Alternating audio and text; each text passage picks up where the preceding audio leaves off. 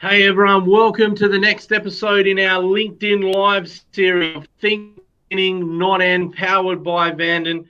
And we got a treat for you guys this morning. Welcome to the LinkedIn Live episodes and the LinkedIn Live series of our Think Beginning, Not End series live on LinkedIn. Also simulcasting to my YouTube channel, to my Facebook page. So thank you so much, guys. Just to let you know from the outset, LinkedIn Live is doing some testing. So if we have any issues, technical ones, I'll work to solve them really, really fast. Before we bring on our special guest today, which is an amazing guest that we've got lined up, if you guys notice me looking over to this direction here and not appearing to pay attention to our guest, I'm trying to engage with you guys. The comments feed I have rolling over here. I look between comments on live as well as on the Facebook page, and the YouTube comments I'll get into after our show here this morning. But without further ado, you guys have probably seen the president running. We have the president of the World Packaging Organization and the education director of the Australian Institute of Packaging, none other than Professor Pierre Pienaar.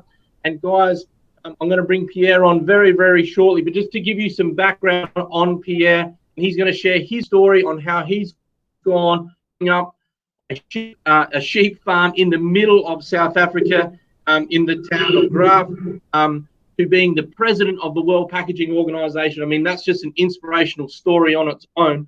So guys, without further ado, I'm going to bring Pierre in. So just stand by with me as I make sure I get this right, guys, as we bring across Pierre into the broadcast. And without any further ado, we've got Pierre live on screen. Guys, if you can hear me, if there's any problems with audio, please make sure you give me the thumbs up over on the live feed. But Pierre, you're now live on LinkedIn Live. Thank you so much for making the time to join this morning at an early time here in Australia and at a late time for our evening viewers across the and the US. Thanks for joining us, Pierre. Well, it's certainly a privilege for me to be part of this today, and I certainly look forward to sharing my story with all those involved in packaging around the world.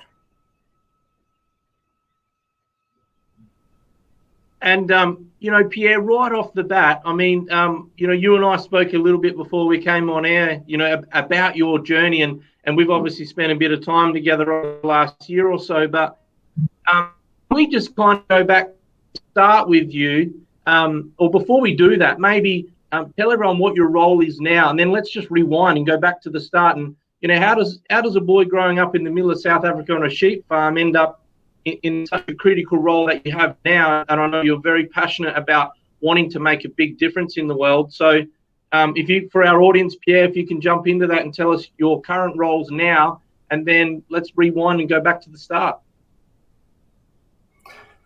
Yeah, thanks, Simon. So I'm the current president of the World Packaging Organization. And for some of you that might not be fully aware of this organization, it is the only global organization that involves all disciplines and aspects of packaging. And this is by membership of country and not by person. And we have some 60-odd countries from around the world that belong to this organization. And later on in the program, I'll share in what the WPO, and I'll use that acronym simply because saying World Packaging Organization every time is a bit too long-winded. So the other role that I have as I reside in Australia now, and I'll share my story in a moment where I started out. So it was not in Australia. However, I was the director of the packaging education with the Australian Institute of Packaging. So we strive to educate more people within our own country on packaging, so that ultimately we deliver better packaging for our people. And in that way, the consumer has a better product in all manner of means. And I'll elaborate more on that as well.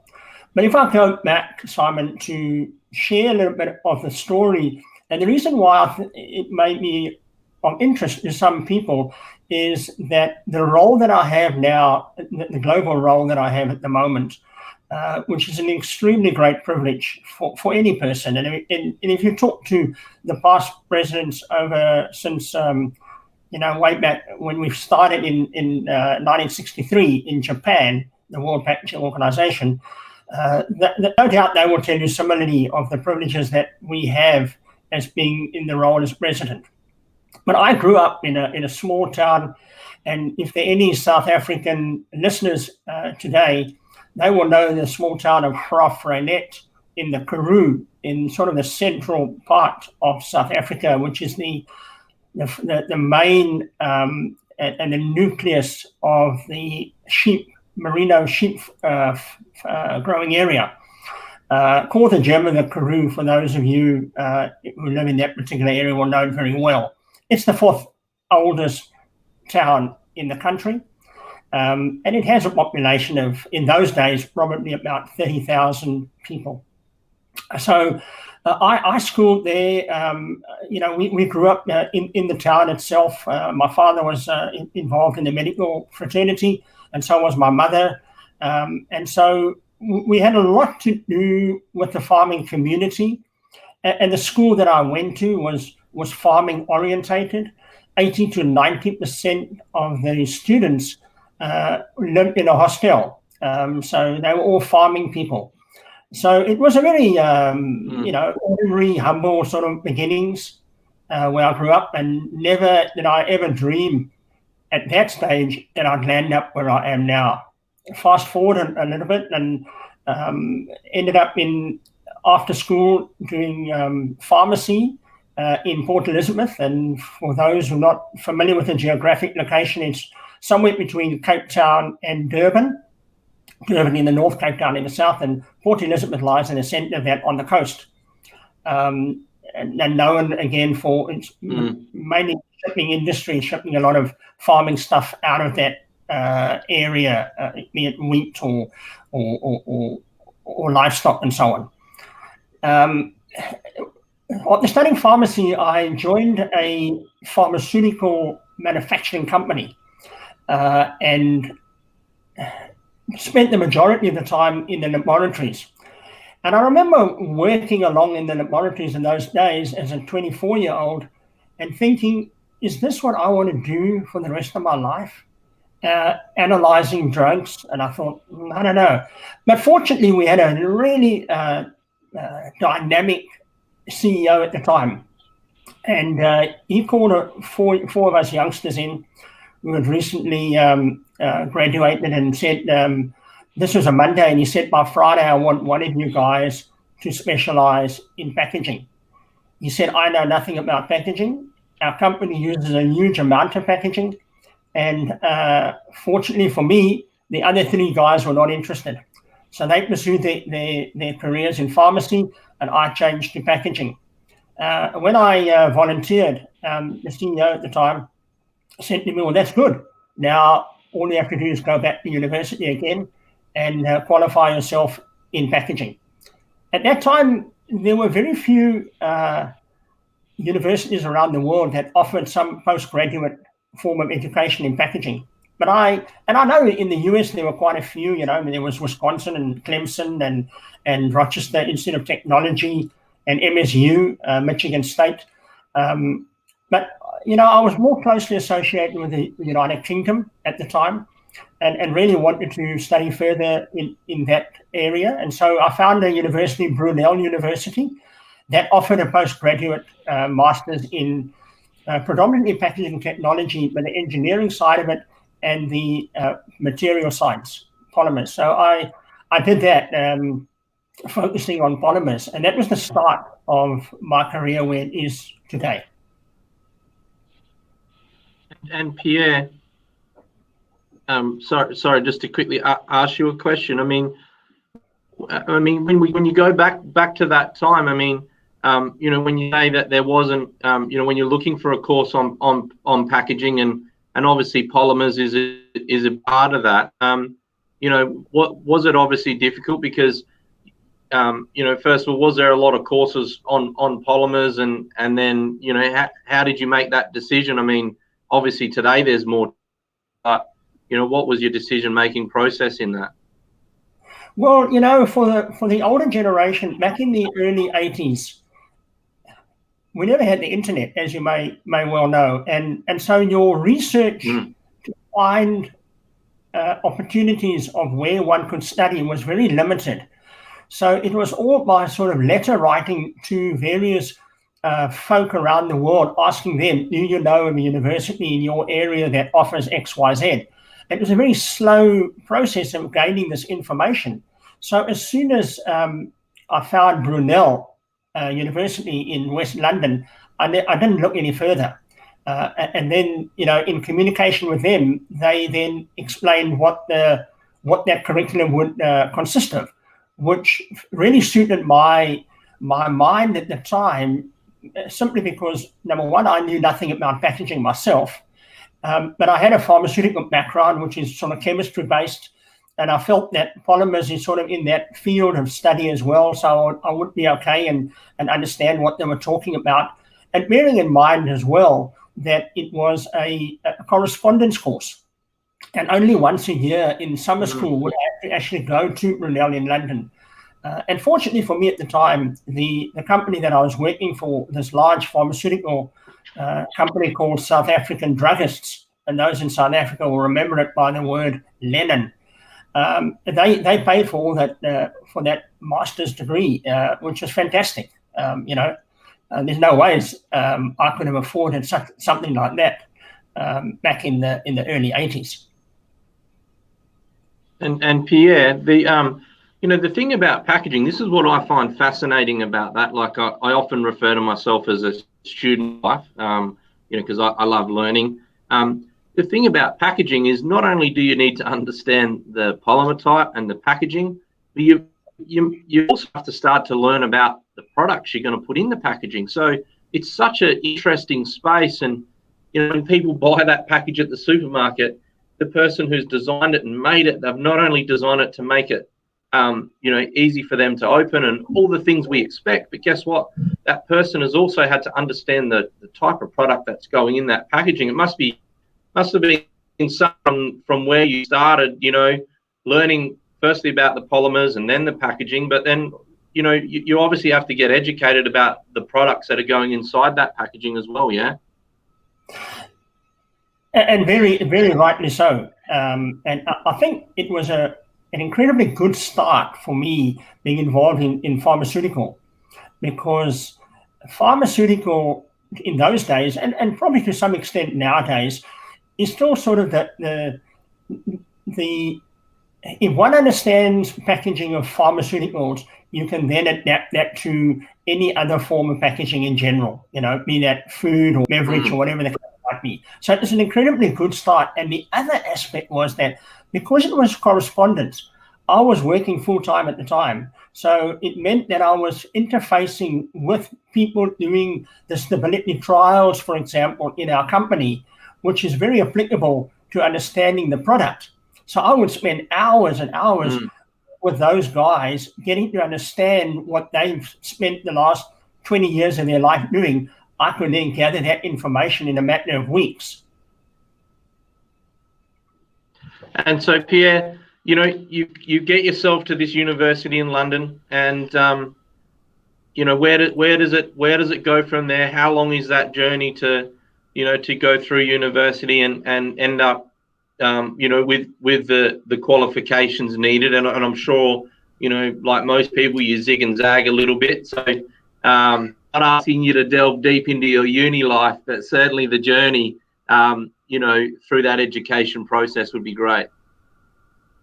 Well, I probably have to be careful here because uni life is I lived on campus, so when I was doing pharmacy, and I had a great time as a student.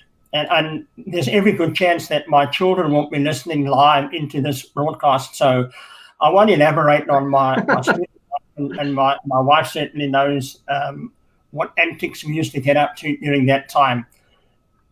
But even though when I was doing the master's degree, I still did not map the future. But what I did realize, and this is something that I'd like to make sure that our younger generation appreciate and understand the value of those folk that are there before you. Because when I was a 25-year-old and studying the start of my career and remembering that fresh out of university, you think you know everything, and then plowing back into another degree in an area that I knew nothing, I listened to my peers, the guys that had been through experience in this field that were probably 40, 50, 60 years old. And there were a couple of folk that really taught me so much. One of the aspects that taught me was you need to associate yourself with the industry. Hence why I then, and I was not aware of IPSA, or the Institute of Packaging South Africa at the time, but I went to a conference in Cape Town in my first year of beginning this career in packaging, thinking that I'm going to learn something at this conference about packaging. And I did, I'm sure. I don't remember much about the conference. What I do remember is I needed a lift, a ride back to the airport.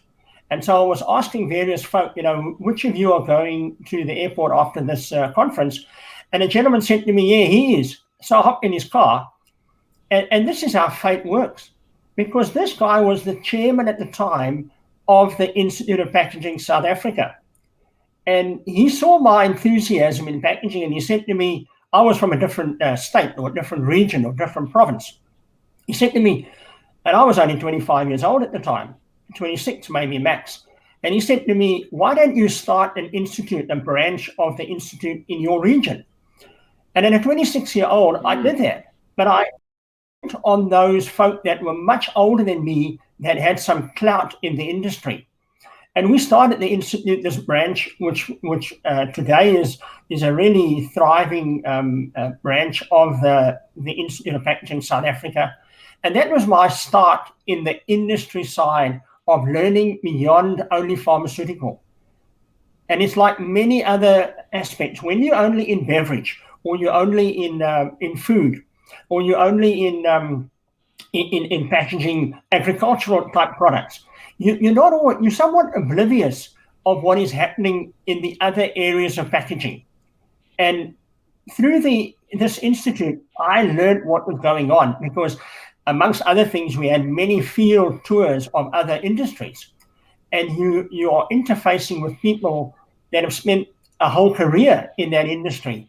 And so I could tap into their knowledge base, which helped me enormously in leapfrogging from that role into the other roles that I had in the packaging fraternity in South Africa before I emigrated to Australia.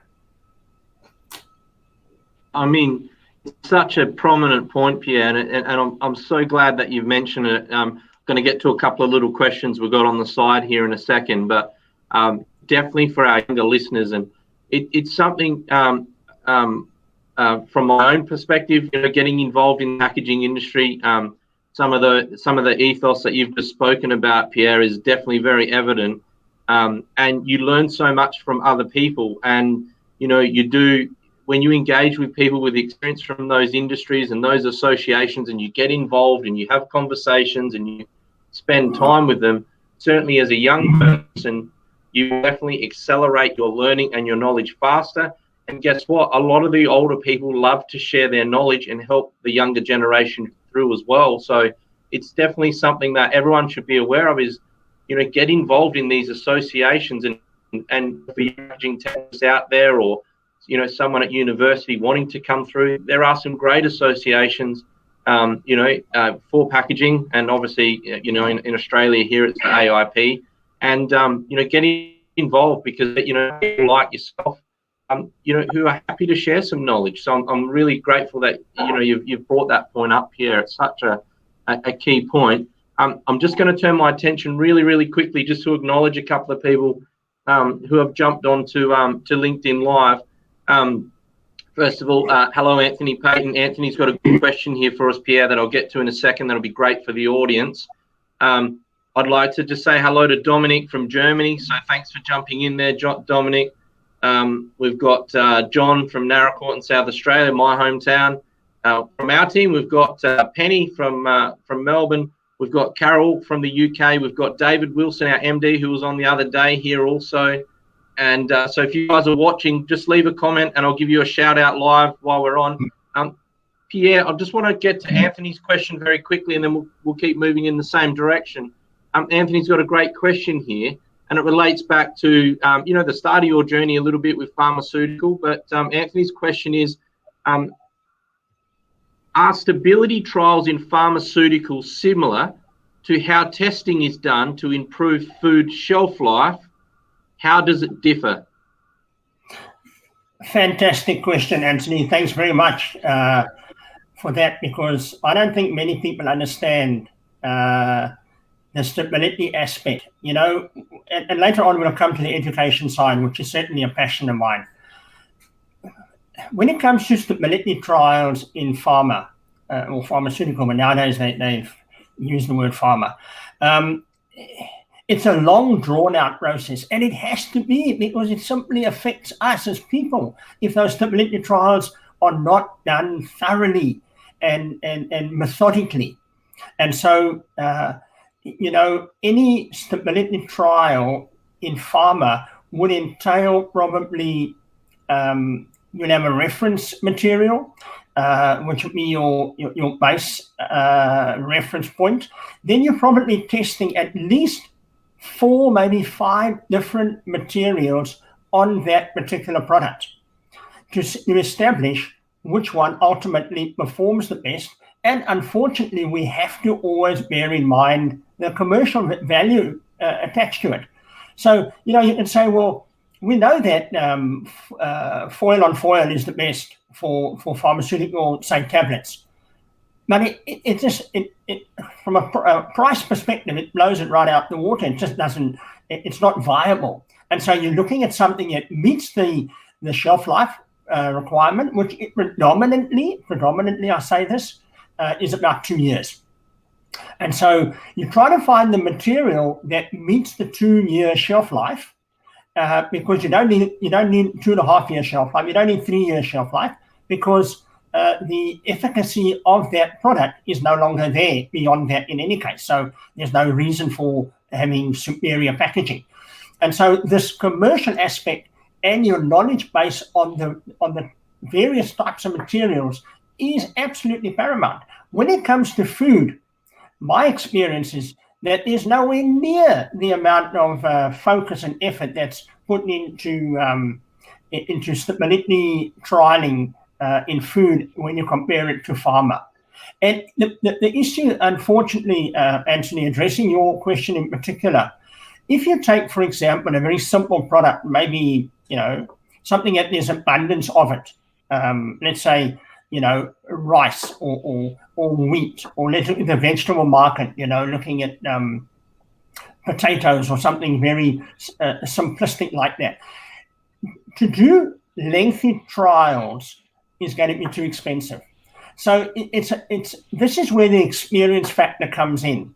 And again, if I can address those youngsters coming into the packaging industry, those of you that are in the age group of 20 to 30 that maybe have, 3, 4, 5 years experience, you need to interface and mix and communicate with those guys that are been around for a long time. They will teach you an enormous amount in terms of shelf life testing and stability involvement from a food perspective. And then you won't really have to do those lengthy trials to make sure you have the right material. So it's 2 very different aspects. And so the focus is not as much on food as it is in pharma. And just to go a bit from this, there is a real relationship between the commercial aspects of packaging a product, right? Getting it on the shelf for people, on the shelf in a timely manner, obviously. Then we also have the safe delivery of that food, and then us as consumers end up consuming it. There are a lot of things for a packaging technologist to consider there, and then on top of that, you've then probably got the marketing teams to compete against as well, who want to, make it shiny and make it look good. And so you get caught in this paradigm of, I want my product to be delivered to the customer in the freshest possible way. And from a technical point of view, I need to do X, Y, and Z. But now I've got the marketing team wanting me to present it this way. Packaging is not, it's not an easy field, because there's so many complex problems you're trying to solve, thinking of the customer, as well as trying to get promoted and sold as well. There's a lot of elements that go into a package, right? Correct. And one of the things that I learned and was exposed to in those early years in the pharmaceutical companies was the fact that as a packaging technologist or packaging engineer, and there's different terminologies of that role in different companies in different parts of the world, but in all intents and purposes, it's the same thing. So this person that is involved in packaging interfaces with, I believe, more people within let's say a large corporate company than any other individual, other than maybe the CEO, because you're interfacing with an engineering group because you want to get the right machinery. You want something that performs efficiently, effectively, keeping the cost per unit down. So you've got to understand, you have to have a knowledge base of the machinery side of things. You're then interfacing with the procurement guys all the time from that commercial aspect, because you're advising them what the material has to be based on all the stability and the laboratory work that's going on behind the scenes. So you're interfacing with those folk as well. So the accounting side or the financial side is incredibly important. You cannot lose focus of that. And I think a lot of packaging technologists get frustrated with this. And all I can say is, you've got to live with this. Because you're in a commercial world doesn't mean you can always 100% suit the requirement as you see it from a packaging technology or an engineering perspective. And then the final part about it is the production part, being involved with the production guys. And I would recommend that every packaging technologist spends some time of their career in straight production, being involved in that manufacturing aspect, because ultimately that product lands up in the packaging, or being involved in the packaging aspect, the production aspect of packaging. So you can see the issues that come about, what causes problems in a pack. If I take my days in pharmaceutical, for example, the intricacies when you're dealing with ointments and creams in tubes, for example, and the problems that you are attached in filling aluminium tubes, as opposed to 100 ml glass bottle of cough mixture, is vastly different.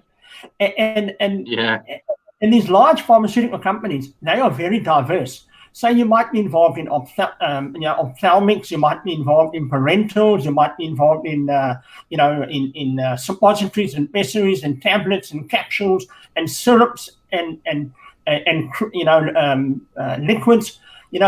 For example, a syrup is a very sort of sticky based product that flows very differently. The viscosity is hugely different to something that is a more water based type solution.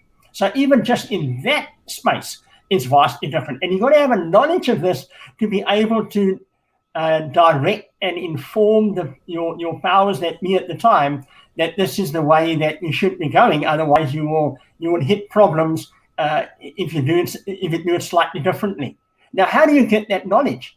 It's purely experience, immersing yourself in as much as you can in the industry. And Pierre, I'll tell you what, us as consumers are fussy buggers. Let's be honest. We want our food delivered safely. We want it packaged nicely. We want to be able to see it on the shelf, and then it's got to be recyclable. It must have recycled content in it. There are so many elements to all this, which leads me segue into a question I've got here from our UK MD, David Wilson at Vanden Recycling. David's asked a great question here related to what we're talking about. David's question is, what's your thinking on the circular economy as applied to packaging in general, and any specific problem application to pharma packaging specifically? I thrive on questions like this. So, David, thank you for that question. There are a couple of aspects that I must just put in place to ultimately answer that question on the circular economy. Back in the 80s, very different to the 2020s. We're looking at 40 years. And so what was applicable then is not applicable anymore. You know, I go back to the years of the 80s, things like recyclability, biofilms, sustainability, those were not even words that were mentioned. Sustainability was not even mentioned. I don't know if it was even in the Oxford Dictionary at that time. Maybe it was. I never came across it. And so we're living in a different life. And if one looks at the statistics, then currently the rate that we're using our natural resources is just short of 3 Earths. We don't have 3 Earths. We only have one. So we have to do something to bring back that where we're going in terms of the usage of our natural resources. So we have no alternative but to embark on a sustainable program, being, for example, a circular economy. And who knows, in 40 years from now, in 2060, our children will then be sort of my age now, and they will be looking at a very different aspect then to what we are looking now in the 2020s. So we have to embark on this program of recyclability, reusing, and having a sustainable packaging system. And so the focus is huge all around the world, and especially from the World Packaging Organization, which I'll come to later, and our involvement in that particular field. So the circular economy, I understand, David, that it will hugely affect certain industries. And I know the pharma industry is affected by it. Why do I say this? Because currently, and I know there are companies working on this, right as we talk. Currently, a large percentage of pharmaceuticals, let's take blister packaging as an example. They're using a laminate structure, and so that presents problems in a recyclable aspect, understandably. But until we find a monofilm that can equate to the stability and the shelf life of these multi-structural laminated films, we have no alternative. If we want a 2-year shelf life, and we need a 2-year shelf life in the pharmaceutical industry, it's very important. And I say that with all sincerity, it is very important to have that shelf life. We will be producing products that we can't always recycle the way that we would like to. But at the same time, in many instances, we can reuse that product in some or other way. So something that is a multi-laminate, recently I saw them building wall structures, for example, with all waste packaging in Africa. And so they have a sort of a wire mesh, and they stuff it with all the waste packaging, and then they clad it with some sort of concrete-based like cement, which acts as an insulation, that material in the middle. So it can be used. But I think fundamentally, coming back to the circular economy that David was referring to, I think it relies on education.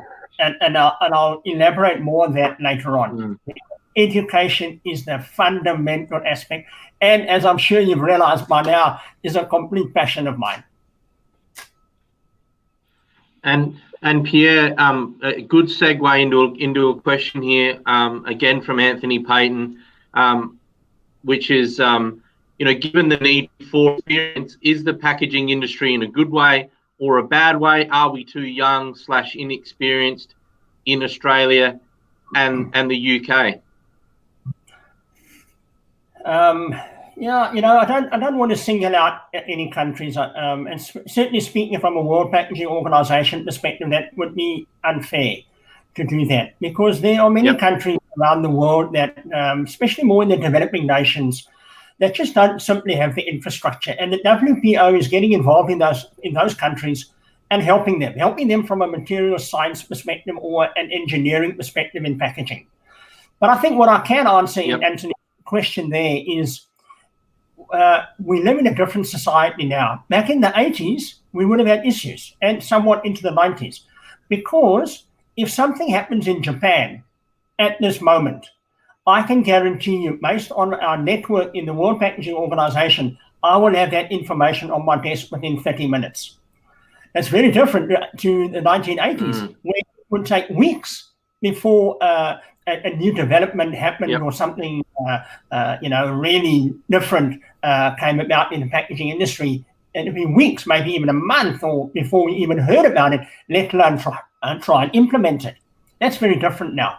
So with the net result is, within Australia, we are up to date with what's happening globally all the time. Be it anywhere in the world, in the leading countries in packaging technology, out of Europe, Japan, parts of the United States, we will hear about it and we will implement it if it suits our industry. And I say that, if it suits our industry. Now, again, not to digress from the importance of it, but to understand the context of it. Australia has a population of 25 million. The UK has a population of something like 80 million. United States, something like 380 million. So you're dealing in a different space. What will work in the US because of sheer numbers might not work here in Australia because we're only 25 million people. And recycling is a huge challenge for us here. In the United Kingdom, for example, I think they from a recycling perspective, I think that they're good, because it's a 80 million in a reasonably small space, so it makes it slightly easier. But again, and I'll come back to it later, I have to say again, the education aspect has to play its part. But let's not discuss that quite yet. Absolutely. Yeah, I mean, absolutely, Pierre. I mean, one of the things that's been so prevalent for me in the last, I'd say if we put a magnifying glass on it, the last 18 months, has certainly been the amount of inquiry we do get from people within the packaging industry wanting to really know more on the recycling side, which, we'll get to that in the education part later, but, how complex packaging is. And then we now need packaging technologists to also understand fundamentally what happens to that package as well once it gets in the consumer's hands and in that curbside system or in another kind of bring back scheme, and being able to reuse that again. So, every industry is evolving, and I've seen that particularly across the packaging industry. We all want things to happen faster. There's no doubt about that. Like you said at the start, we've used 3 worlds worth of resources, and we've got one world, and we all want it to move faster. I want to just come back, which will segue into talking about education, Pierre. But if anyone hasn't got it in the first 30 minutes of this broadcast, is you're very passionate about making a difference globally, Pierre, and we're very lucky that we have someone like you at the head of the World Packaging Organization. I know you take sustainability and recycling very, very seriously, and you're making a huge effort in that area. Pierre, making an impact globally. Give us a bit of information about your stand on that. I know we shared a couple of stories the other day. If you want to share any of them, that would be great. But I'll leave it up to you to kind of divulge on making an impact globally. The more and more that I move around the world, again, I have to acknowledge the fact that it's a massive privilege to hold the position that I do in the WPO. I get to countries that many other businessmen never ever get to, because predominantly you're feeding into the mainstream countries, and you know what I mean by mainstream countries. But I get the smaller emerging economy developing countries in the world at a ground level, and I have to say that I think of folk that are in my sort of role I have to be, I must be the winner of visiting the most dump sites in the world. Somehow people always think that because I'm the president of WPO, that when I get to some of these countries that I need to see their dump sites.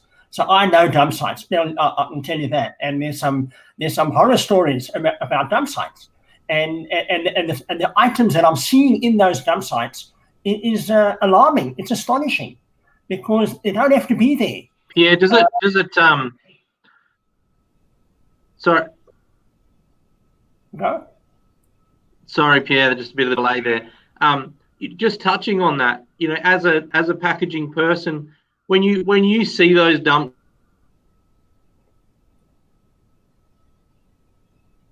sites and you see some of the products that are in there that you haven't built the right system. I find that I can feel the stab in my heart because I know they don't need to be there. I know they should not be there. But in some of those countries, they simply cannot help it because they don't have the means, they don't have the infrastructure, and they don't have the knowledge to be able to do it correctly. And again, there's some countries that does it perfectly and so well. It's such a pleasure to see that. And you think, can I just take this scenario and place it in one of those developing countries throughout, and I'm not going to mention any names of countries. I think it's unfair. But just to put that into that perspective, and it'll make such a massive difference. And I know there's no time now, but I have so many stories to tell you when I talk to some of these folk in these emerging economies and hear their stories. And in a matter of minutes, literally minutes, Simon, I tell them, why don't you rather use this material? It'll make all the difference. And then I hear the success that has come after it. And again, it comes back to the education side. So how do we change that? So we've got to get to the base. Well, depends on if you want to cover education now or not. Yeah, absolutely. I'm happy to segue into that, Pierre. So, when in my days back in South Africa before I emigrated, but when I was involved back there in IPSA, the Institute of Packaging South Africa, I became very involved in education after I studied and finished my basic degree. I felt that there were way too few so-called packaging technologists that were not educated as packaging technologists. So they became packaging technologists by default or by experience. And there's nothing wrong with that. Those means of education were probably not there in those days. But if one looks now, there's no excuse. There's no excuse for a company to employ someone as a packaging engineer or technologist that has not had any formal education in that field. And so I really strongly encourage that something is done about that. Why? Because if we don't, within 5 years, we're gonna have a hole of folk that are in that field that don't understand the science. And it's this science aspect, coming back to that very first question from Anthony Payton, of understanding stability, understanding the molecular structure of a flexible material and the movement of molecules through it. How does oxygen move through that material? Why does a balloon go flat overnight? Why does it, it's not nice and rigid and hard like when you had it for the party. The following morning you wake up and you find all the balloons have gone down. Why? The simple reason is because the internal pressure has moved through that membrane. And so it's understanding that science of how it moves. In that way, you can prevent it by choosing the structures that prevent either carbon moving through or oxygen moving through or hydrogen moving through, because all those different molecules make up different end products like water or carbon dioxide or so on. So you have to understand that. And when I realized in those early years, back in the late 80s and early 90s, we need to educate more people. And so I really delved into it when I was in South Africa and started a training program of educating in a classroom environment.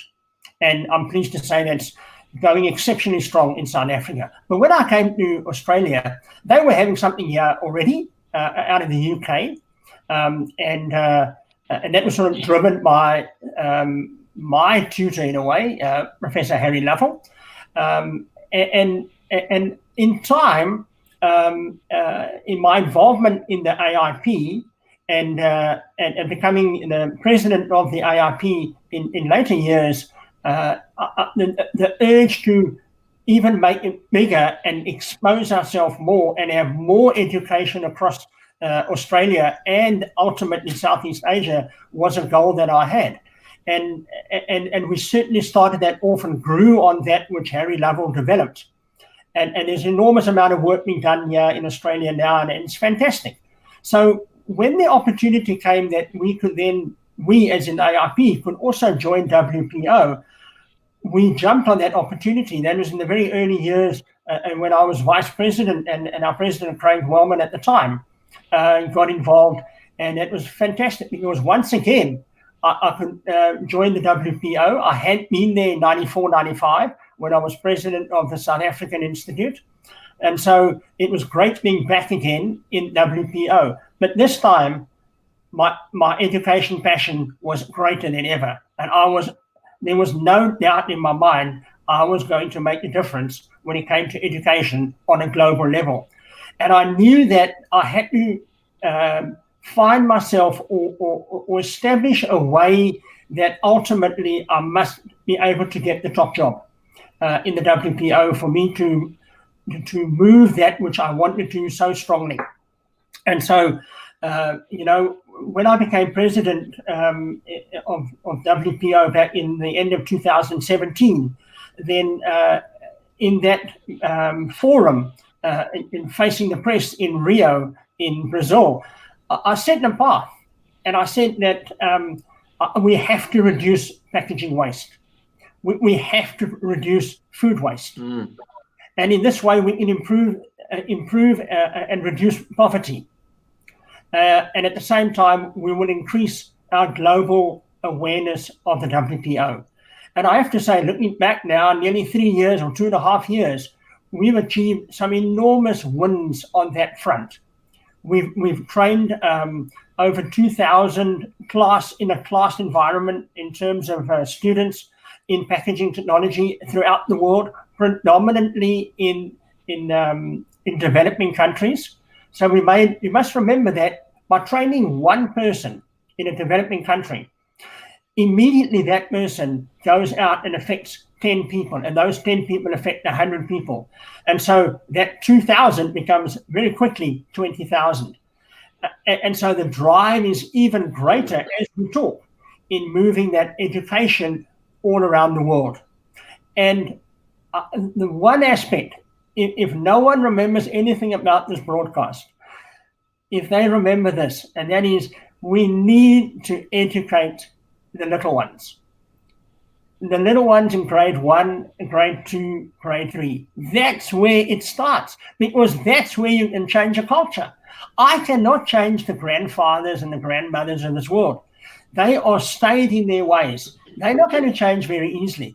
But I can tell you, if I change the minds of their grandchildren, they will influence their grandparents by saying, no, granddad, we don't do it like that. We pick up the rubbish. We don't drop it on the sidewalks or in the waterways, and we put it in particular different recycle bins.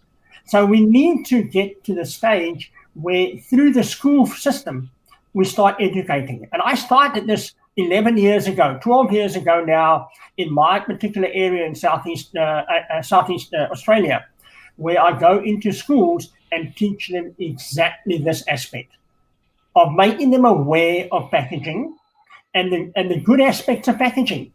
A lot of people condemn packaging. We are not part of the problem. We are part of the solution. And this is what one has to remember.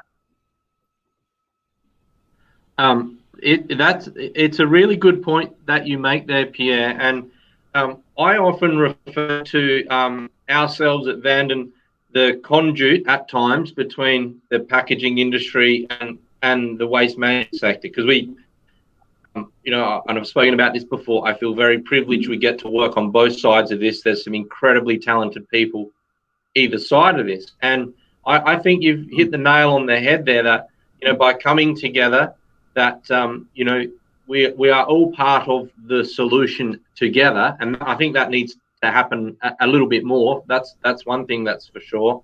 And definitely, educating kids. I mean, I would love to see that in school programs as well, because it's such a big topic in our society today, the way we consume. I know with my own 3 kids, obviously recycling's talked a lot about in our house, but, they're often telling me stuff that they've been told at school. And it's very, very encouraging to see that and to see that they actually care, that they ask questions about, why did you buy this product like this, Dad, and so on and so forth. And for them to understand that and to have a bit of a passion for it, maybe some of what I do is rubbed off on them, but certainly it's a big issue. Maybe it should be part of some curriculum at school. And then, thinking about the packaging industry as well, being part of the solution. Absolutely. And I do really feel that the packaging industry and the waste management sector should work together a little bit stronger. I know it's happening. The way the labeling system is matching up with the curbside system and how that will develop over time. But it's such an important thing to know there that if we want our food and products delivered safely at home, then we also have to be thinking about what happens to them after that. And from a packaging technologist point of view, I know that there are some really clever people trying to work on things and want to make a difference. And you're right, they are part of the solution, and the education side of it is also the other part of this. Yeah, I like you said, you've educated your 3 children in recycling, and the same in our household. My wife's a teacher, and Deanna is so into packaging, probably more so than me at times. She probably knows as much as I do about packaging, having been so involved in it along with me. So you influence your family. My children, I remember when they were smaller, if I placed an item in the wrong bin, they would tell me, "Dad, that's the wrong place. You didn't teach us like that." And so they have gone out in wide world, and they've all left home now, but they are now influencing their friends about doing the right thing by packaging and ensuring that their children now are learning the correct way. So we're changing the culture in a small way, but now we need to do that on a big scale across the world. And this is where the WPO is playing a significant role in trying to do just that.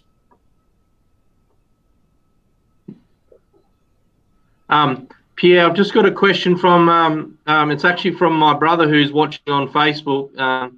He's got a question here, which it's a relevant one to our conversation. Are there any examples that come to mind where food and packaging have reacted?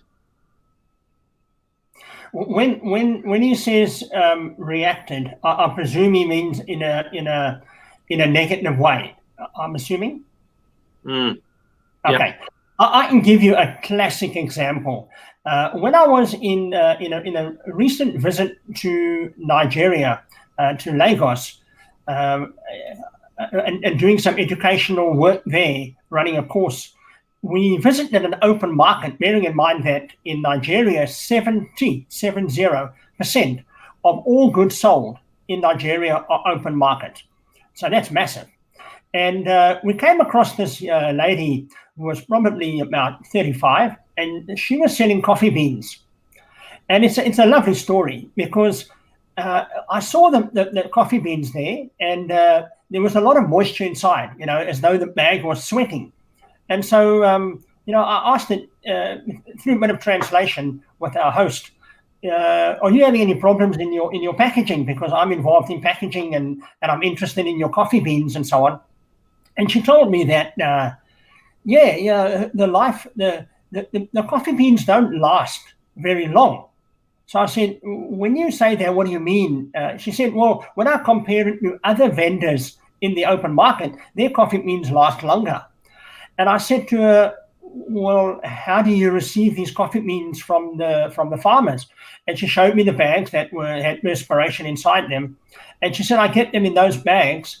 And I said, yes. And how long has this happened? She said, well, I took the business over from my mother. And my mother ran this business in this market for 30 years. And now I'm doing it for the last, 5 or 6 or 7 years. And they always come in those bags. And I said, and they're always moisture inside. She said, yes. And, in the team that was walking around with me, I turned to the one person whom I knew was involved in flexible packaging. And I said to this colleague at the time, can you organize? And I gave him the structure that I wanted of that polymer. And I said, put, air holes into the bag as well. And would you be able to deliver 100 of these bags to this lady? And then, they translated this all to her and explained what they will do. And we went on our merry way. About 2 months later, my colleague back in Lagos contacted me. And he said to me that he's been in touch with that lady again. And she's just smiling from ear to ear. She has no more problems with perspiration. Bearing in mind that these coffee beans used to come from the farmer on a horse-drawn cart in the blazing sun. They're going to sweat if there's no perforation type holes and the material construction is not the correct one. So a simple change in that scenario in terms of the material made a massive life-changing experience to that lady. And there are many stories. So yes, the answer to that question is there are many such stories across the world, and I see it often in my travels, more so in the developing countries than the developed countries, purely because of education. Yeah. And Pierre, that coffee story, is a good direction to touch on food safety a bit. One of my really good friends is a crop duster pile up in the north of Australia, on the tablelands, and we often are having discussions about food.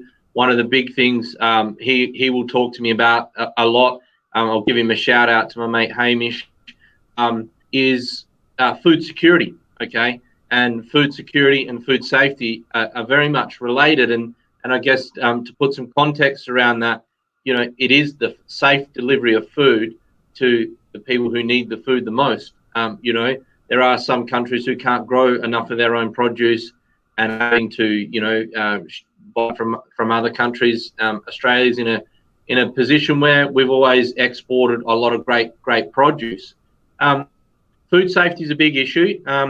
Consumers have changed their behaviour a lot during COVID-19. Probably everyone bought a lot more packaged goods during COVID-19 and the coronavirus. Food safety, obviously, Pierre, is a big part of understanding packaging, right? 100%. I can't agree with him more. 110% agreement. In the WPO, I see this as such an important aspect globally that when I selected my executive team, I created that portfolio, a vice president that looks after exactly that scenario about food safety. Because and having come out of a pharmaceutical background, when you go to the pharmacy, you trust 100% with that pharmacist that he is giving you the medicine that is labeled as it's labeled on the outside. You believe him, you trust him. And so we have to have that same culture within everything else we do in packaging.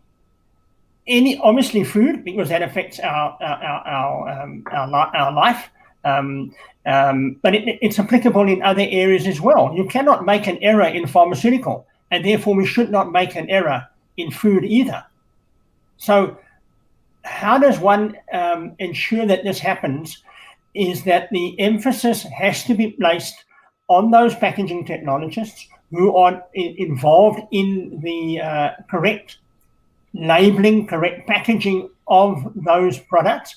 And here I refer to when there are updates to artwork, for example, that they are methodically checked like we did in the pharmaceutical days. Because a 5 milligram and a 50 milligram is a massive difference. So we need to do the same in food to give the consumers that same peace of mind that they have when they walk into the pharmacy. And another quick, which leads us to supply chain, and every day I'm learning, as I'm sure everyone does. Changing packaging can create other efficiencies as well. And here's one. I won't name the company, but a good colleague of mine I was talking to changed the way that they were packaging beef, for example, and it cut down the amount of trucking movements, the amount of air freight movements by reducing the packaging. And they went to a different type of packaging, and the carbon emission reduction was huge on that. So again, there are all these other elements that brands and packaging technologists are all trying to make an impact in some on supply chain in particular. This is an area that if you're running a large supply chain and you've got 1,000 trucking movements a day and you can cut that down to 800, I mean, that's not only a huge reduction in the carbon footprint, but it's a huge reduction in the cost of your supply chain exponentially over 365 days a year.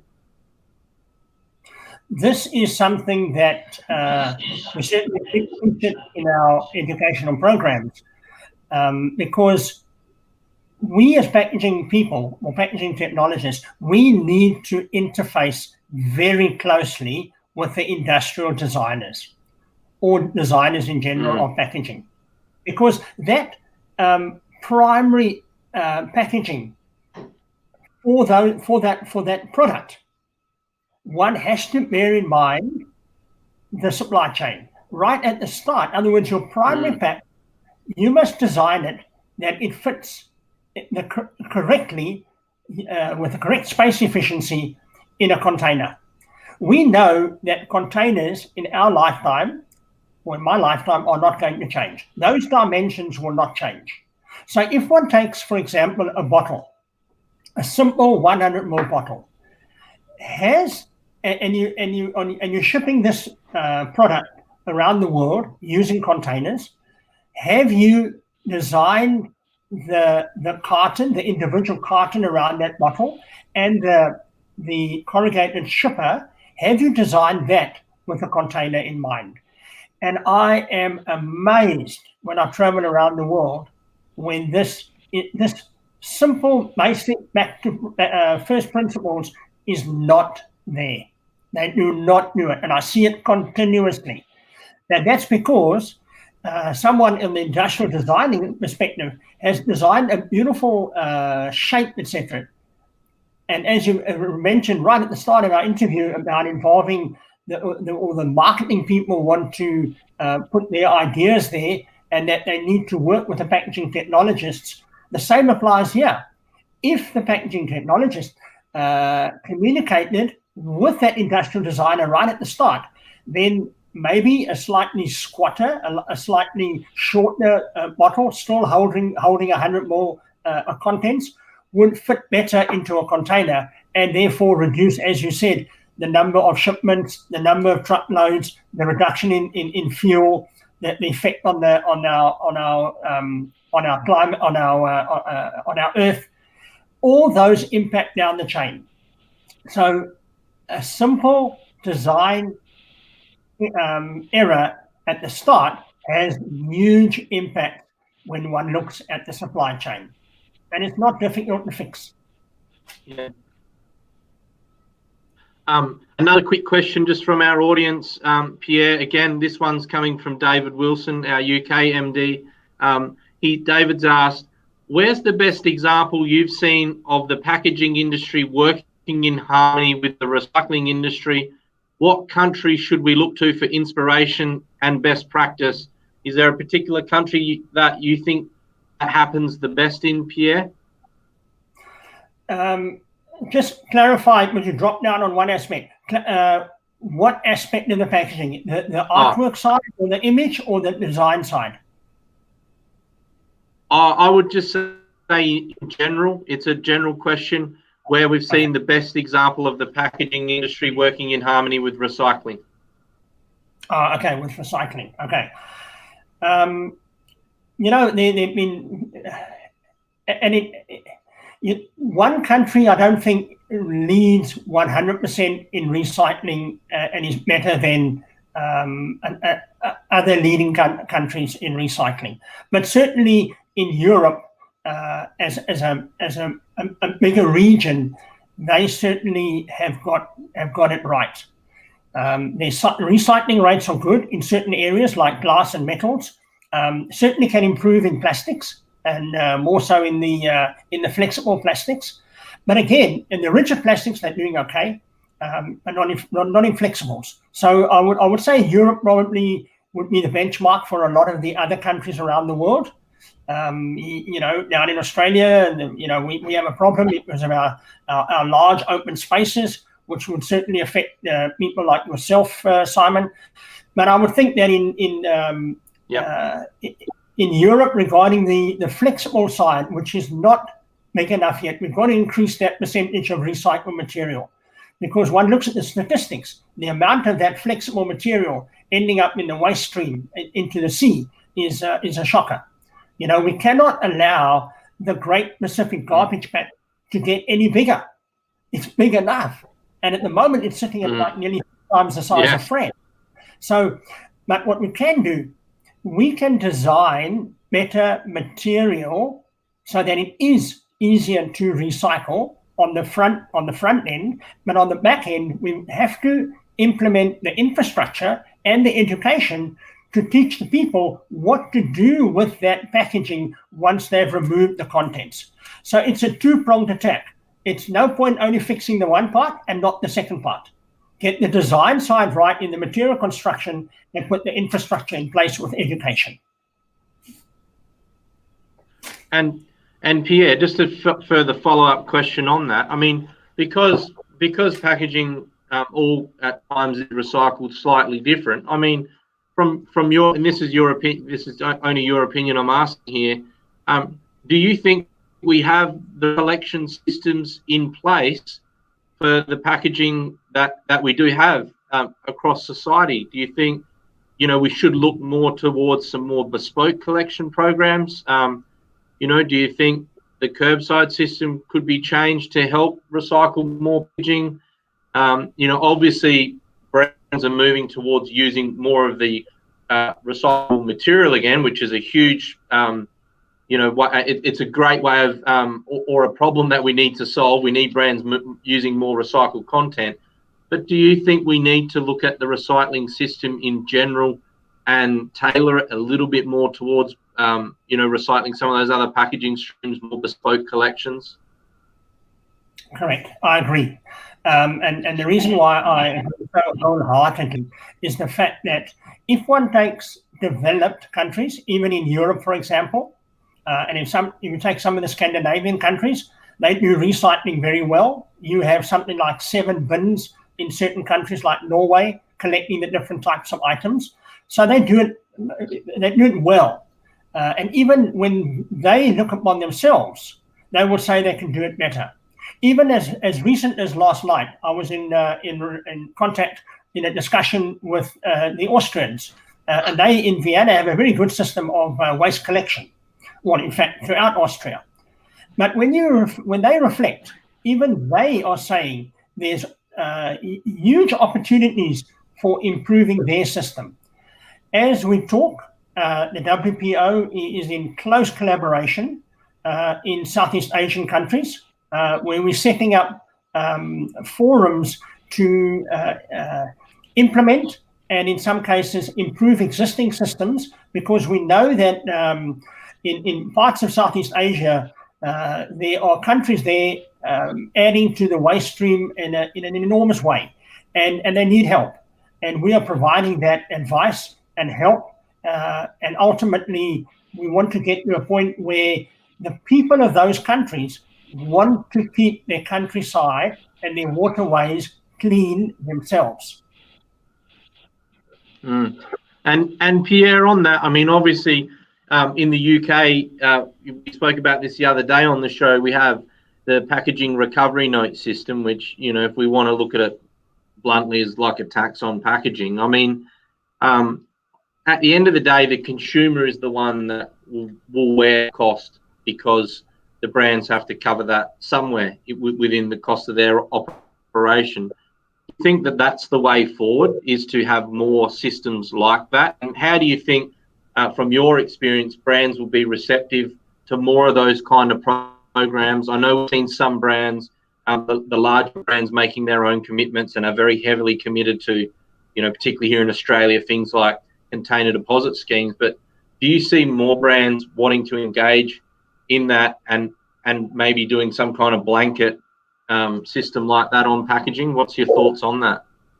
Yeah, I think that there's a lot of momentum picking up in people wanting to do the right thing when it comes to recycling. So on the front end, I on the packaging engineers again and the technologists to make sure that they are designing packs or packaging that is recyclable. That's fundamental, because that it will be recyclable to start with, to be able to be recyclable at the end.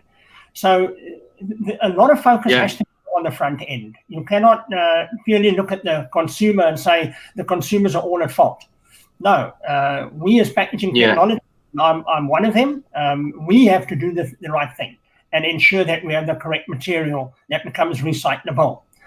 Then on the consumer side, because they play an enormous part in this thing, the recyclable aspect of our life moving into the next 40 years is going to depend more than ever on the consumer, because the larger companies in those countries, they will come on board if the design part is right and the consumers are willing to do their part of it. In other words, bringing their packaging back to a collection system. In some countries it works well, and need to learn from those countries.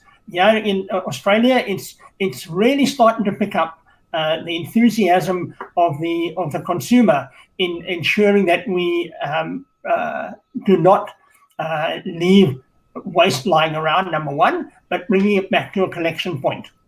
We need to do that more in those developing countries and ensure that the culture, and I can give you many examples of countries where they tell me themselves when I visit there, that their culture is such that they don't want the rubbish in their motor car, they toss it out the window. So we've got to change the culture, and that at that base level I spoke about earlier on regarding the grade 1s and grade 2s. Yeah, and Pierre, do you think? I mean, you have a lot of interaction with brands. Do you think? I mean, my opinion is a lot of them would be okay with this. A lot of them implementing their own little collection systems as well. But do you think in general they would be okay if they had to put some kind of packaging recovery note across all their packaging globally to help fund that recycling system? Or what are your thoughts on that? Well, a very good case as an example. Again, I don't want to mention the country, but one of the Southeast countries that we are dealing with right now, they have a consortium of 6 of the largest brand leaders in that country, and those brand leaders are large global companies, and so they are getting involved in this recycling program, and they 100%. They are committed to doing something about it, but their hands are tied in relation to the consumer not doing the right thing. In other words, helping that collection system, because you know yourself, to get the waste out of your house to the collection system, no one else can do that except the consumer themselves. So they have to be part of this thing. Beyond that, these corporate companies that are getting involved are more than willing to put money, effort, time into it, create a better environment for all. So again, I have to emphasize there are 2 parts: design it correctly, and the consumers play their part.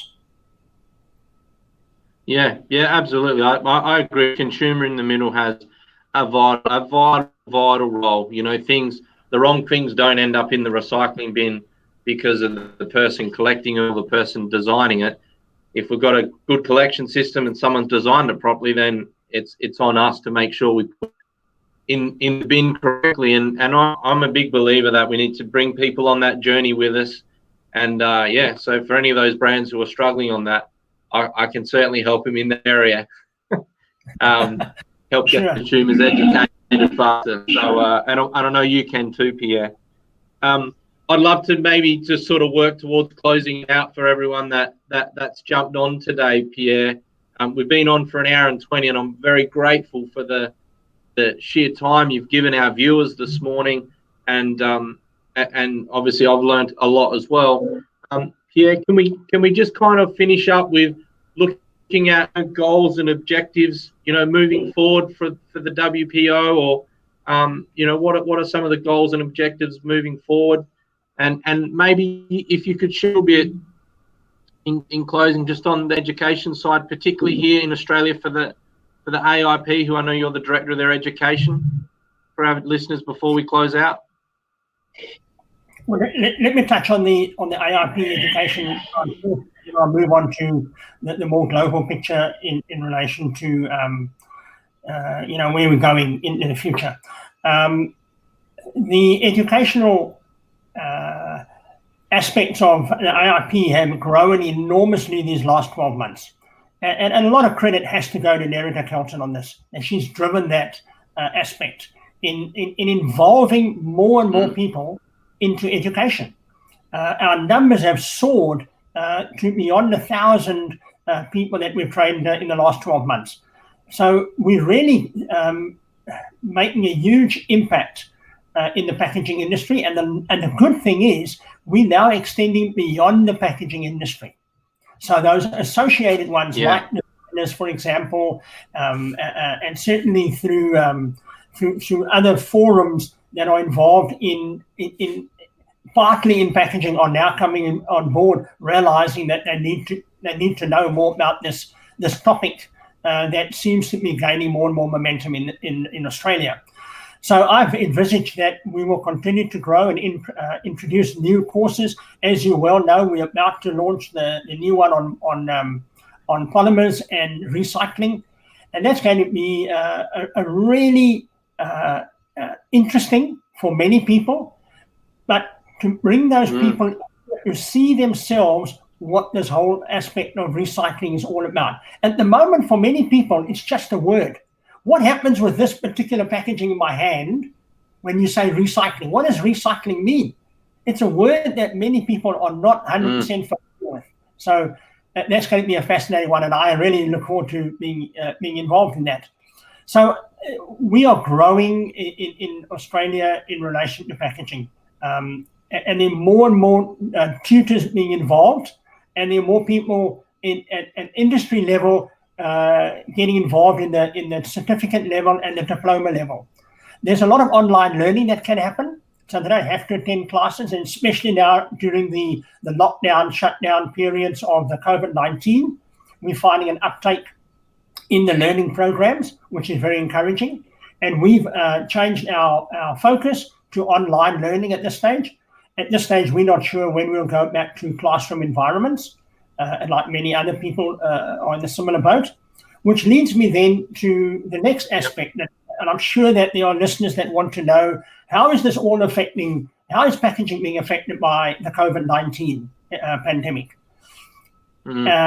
Simple answer, I don't know.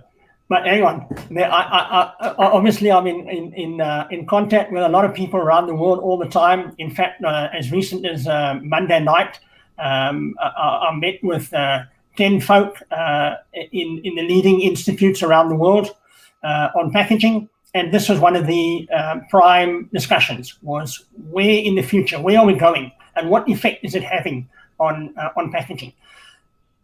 In summary, regarding this, is packaging has increased.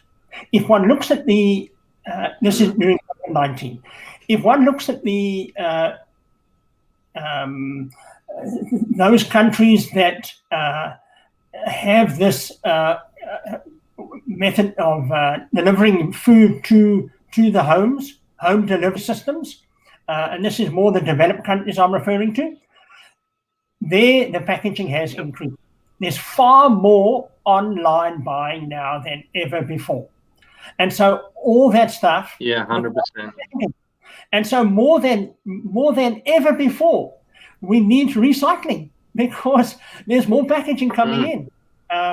And so those statistics are not out yet. It'll be a few months before we see what the statistics are looking like. At the moment, the amount of packaging is increasing at 3% per year globally. Now, whether that would change, and I'm sure it will, but we'll only see those results in months to come. So that has been the prime focus because, Just quickly, I've got just a quick comment to throw in there. I might be corrected on the exact statistic, but one of our UK supply partners, Thamesdown Recycling, I think made mention that there was up to 50% more plastic packaging going through the recycling system at the moment in their particular region in the UK. I'll make sure I get that number right. I'll make a comment below to make sure I've got that statistic right. Great, it's a great point because even here in Australia, the likes of Accor and the Waste Management Association have also made the same comment. We've got a massive amount of more packaging going into our recycling system, and it's a common theme: home shopping, home delivery. We're all at home consuming more. There's certainly a lot more packaging going into that system. So just a quick comment there. That was all, Pierre. You continue. Yeah, so that's very encouraging to hear that figure. And that leads me to a point that was made on Monday night by one of my colleagues out of India in particular. And what he was saying was that, and this was Chakravarti, some of you might know him, and he was saying that they're finding that in the past there was a lot of open market produce in terms of fruit and vegetable, where the consumers now are wanting all that stuff packed. And so that's an upsurge. And you can imagine the numbers in India are massive. But the one point I want to make here regarding the COVID-19, and this is what we found out of the 10-country discussion we had on Monday evening, and that is that, generally speaking, people now staying at home more than ever before are becoming more aware of what matters. What matters in life is our family, our friends, our colleagues. It's around people that matters. It's our neighborhoods. And what we're finding across the world is there's more an acknowledgement of that which affects our daily living, like the people. And packaging comes in here because what we're finding is that people are now spending more time at home. There's more time to make sure that they do the right thing because many of them know what the right thing is. They're just not doing it. And so we're finding across the world that they are now placing the packaging in the right receptacles and making sure that it gets delivered to these various collections facilities. Generally speaking, we've had an increase in that because of this focus that has now shifted from this this rushed life to a more subdued lifestyle for the last few months now, has changed the way people think. And I am hoping that beyond COVID-19, this aspect continues because if it means that the pandemic has created this change in the thinking of the minds of the people, then that is at least one good thing that's come out of this pandemic. And this will affect the recycling aspects, and it will affect the environmental aspects. And hopefully we're going to see less packaging lying around and a more focused approach into the future. Yeah, it's almost a very great way to finish off, Pierre, because it is such a really important point, and it's something I've noticed in my own neighbourhood. Certainly more people are engaged with each other, and whether that's you standing on your driveway and acknowledging the person across the road, we've slowed down this pace of life. And even for myself, who if I look at how I started off this year with an immense amount of travel, and you kind of just get caught up in this life of having to keep doing more and more and more and more. And the pandemic, if there is one good thing that does come out of it, I agree with you, Pierre. It's certainly everyone's slowed down a bit and taken stock of what's so important. Yeah, I really do believe that in the general scheme of things, people want to do the right thing. No one likes to see papers and plastic lying around the countryside and in our waterways. And it's people that placed them there. None of those items arrived there just by default. They were placed there somewhere and they're washed down into the rivers, and the rivers are washed down into the sea. So we know what is right. 99% of us know what is correct. We just need to do it. Pierre, that is an excellent way to finish off today. We've almost gone for an hour and a half. I know we could keep going for ages. I'm definitely going to get you back on, Pierre, and maybe we can nail down 2 specific topics, people. Thank you so much for making the time to come on our LinkedIn Live series of Think Beginning Not End. This is episode 5. Very appreciative that you've made the time to come on. I look forward to continuing to work with you in the background on a few things. Pierre, if people want to reach out to you, what's the best way that they can find you, get in touch with you? I think the easiest is via the WPO contact, and that is president@worldpackaging.org. So president@worldpackaging.org. And happy to take any questions, any comments, be it negative or positive. It all helps in the bigger scheme of things. So thank you to all the listeners for listening, and all the best in packaging. And guys, what I'll do at the end of the broadcast, I will repost today's live. I'll just repost it so it's there. I will jump into the comments and interact with you guys for a bit. I'll also post up there in my profile on LinkedIn. I'll post the YouTube live version so that you can replay it and watch it on YouTube. It is an hour and a half long, so you guys might want to sit down with a cup of tea, a cup of coffee, a wine, a beer, whatever you like doing, and watch the broadcast in its entirety on my YouTube channel. So I will put that up there in my profile if you want to have a look at that. And again, to the guys on Facebook, thanks so much for jumping on. You guys can find that nice and easily. I'll make sure I pin it to the top of my profile on the Facebook page. And as always, guys, thank you so much for taking the time out of your day to tune in. And again, if you can all please thank Professor Pierre Pienaar for joining us today, the President of the World Packaging Organisation and also the Education Director of the Australian Institute of Packaging. I'm sure you've all got some great value out of it. I've certainly enjoyed sitting and listening to Pierre. As always something to learn from someone like Pierre. Thank you so much. And as always, guys, please, like you've learned today, think beginning, not end. Today's show, Power of End, and we'll see you guys soon. And Pierre will be back on soon at some stage too. Have a great day, guys. Have an awesome Thursday, and we'll speak soon. Okay.